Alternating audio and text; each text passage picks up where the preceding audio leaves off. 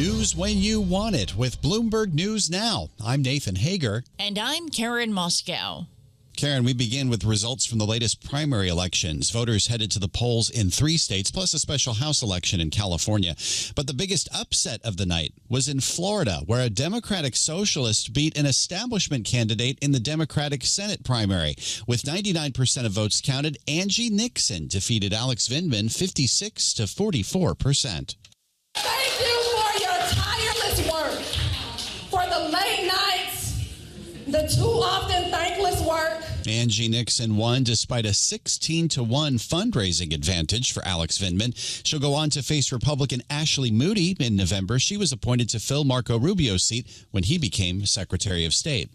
Well, Nathan, the Florida governor's race was less of a surprise. Congressman Byron won the Republican primary with 48% of the vote, despite a challenge to his right from social media influencer James Fishback.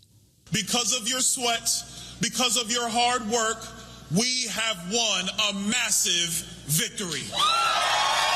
And Byron had President Trump's endorsement and more than $100 million in his campaign war chest. Fishback came in third place with 10.5% of the vote. Donalds will now face Republican-turned-Democrat David Jolly, who won the Democrats' primary with 61%. And, Karen, there were also important House races in Florida last night. Establishment Democrats came out ahead in redrawn districts. Former Democratic National Committee Chair Debbie Wasserman Schultz won in the 20th district with 45%. She'd been criticized for running in one of the nation's few remaining plurality black districts. And Congressman Jared Moskowitz defeated Democratic Socialist-backed Oliver Adams Larkin in the 25th district, 63.5% to 36.5%. There's also an important race in Alaska, Nathan, that could determine control of the Senate in November. With 70% of the votes counted, Democrat Mary Peltola and Republican incumbent Dan Sullivan will advance in the state's open primary. Peltola has 47.3% of the vote to Sullivan's 44%. The Democrat has won statewide before, and she served a full term as Alaska's lone House member before losing to Republican Nick Begich in 2024.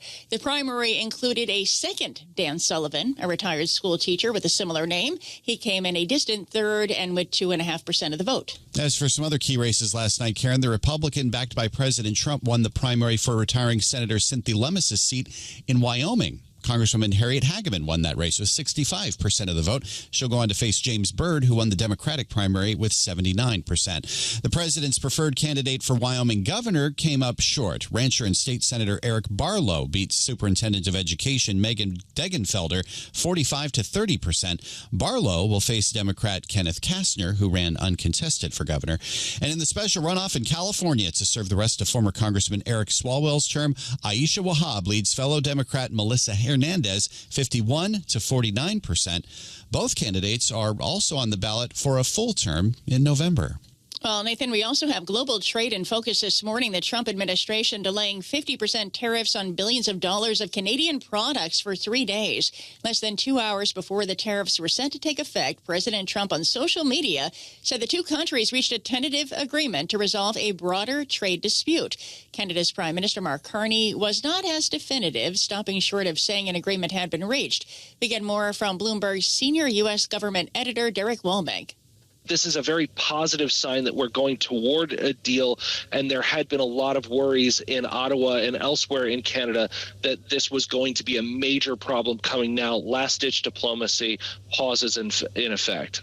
And Bloomberg's Derek Walbank says the two countries conducted almost $900 billion of trade with each other last year. I want to get you to the latest developments in the Middle East now, Karen. President Trump insists there are no talks ongoing with Iran, and that leaves the conflict and control of the Strait of Hormuz in limbo.